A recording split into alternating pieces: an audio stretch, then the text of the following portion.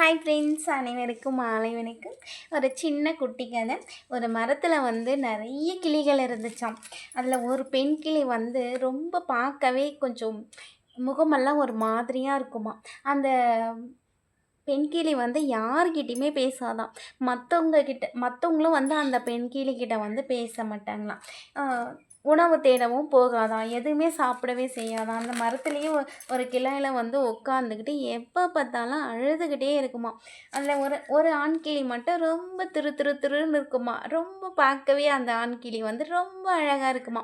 எல்லாரும் கூட ஜாலியாக இருக்கணும், எல்லாருக்கும் உணவு தேடி எல்லாருக்கும் பகிர்ந்து கொடுக்கணும் அப்படின்ற எண்ணம் உள்ளதான் அந்த ஆண் கிளி. உணவு தேட போகும்போது இந்த பெண் கிளிக்கிட்ட அந்த ஆண் கிளி பேசினதான்.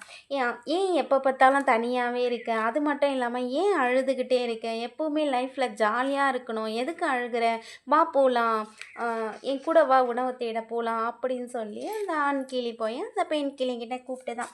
அதுக்கு அந்த பெண் கிளி தான், நீங்கள் பார்க்க ரொம்ப அழகாக இருக்கீங்க, ஆனால் என்கிட்ட பேசுனேன்னு பார்த்தா மற்ற கிளிகளெல்லாம் பார்த்தா உங்ககிட்ட யாருமே பேச மாட்டாங்க, என்கிட்ட யாருமே பேச மாட்டாங்க, நானும் யார்கிட்டையும் பேச விரும்பலை அப்படின்னு சொல்லி அந்த பெண் கிளி அந்த ஆண் கிளிக்கிட்ட சொன்னதான்.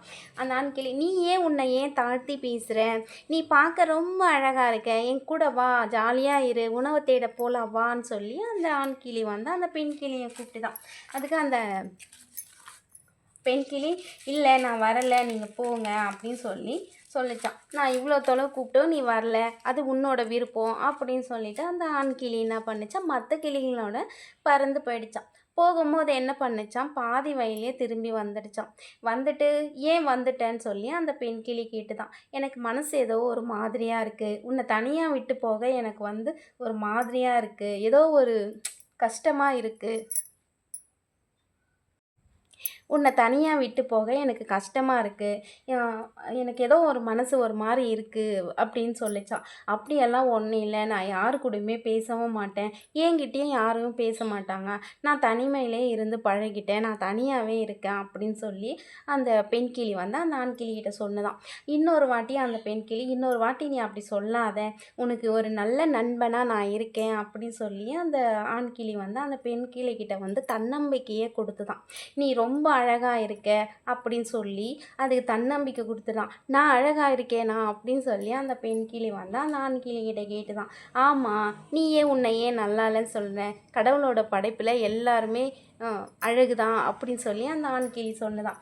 வா போகலாம் அப்படின்னு சொல்லி அந்த ஆண் கிளி அந்த பெண் கிளியை கூப்பிட்டு தான்.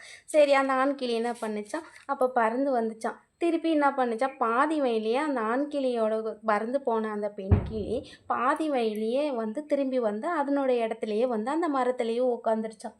அப்போ அந்த ஆண் கிளி திரும்பவும் கேட்டுதான், ஏன் வந்துட்ட அப்படின்னு சொல்லி கேட்டுதான்.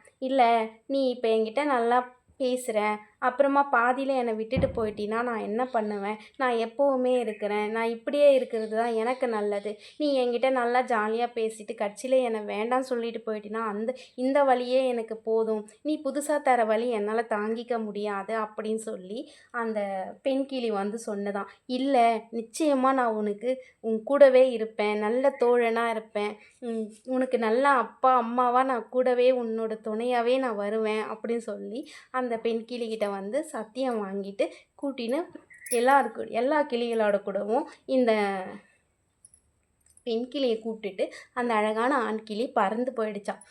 எல்லாரு கூட ஜாலியாக திரும்பவும் அதே இடத்துல எல்லாமே ஒற்றுமையாக இருந்தாங்களாம். இந்த கதையால் என்ன சொல்கிறேன்னா, யாரையுமே நம்ம ஒருத்தரோட உருவத்தை பற்றியோ